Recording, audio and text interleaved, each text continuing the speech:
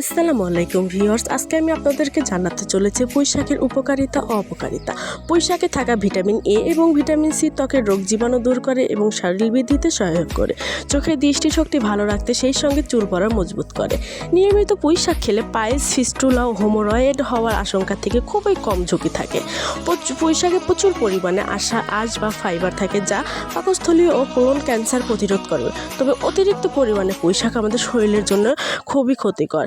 অতিরিক্ত পরিমাণে পুঁই শাক খেলে কিডনি এবং পিত্তথলির বিভিন্ন সমস্যায় যারা ভুগছেন তাদের এটা বাড়তে অবশ্যই তাদের ডাক্তারের পরামর্শ অনুযায়ী এটা গ্রহণ করা উচিত। আমাদের পেজটিকে ভালো লাগলে অবশ্যই লাইক, কমেন্ট, ফলো করতে ভুলবেন না।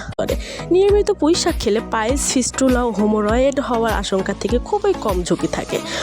পুঁই শাকে প্রচুর পরিমাণে আঁশ বা ফাইবার থাকে, যা পাকস্থলীয় ও কোলন ক্যান্সার প্রতিরোধ করবে। তবে অতিরিক্ত পরিমাণে পুঁই শাক আমাদের শরীরের জন্য খুবই ক্ষতিকর।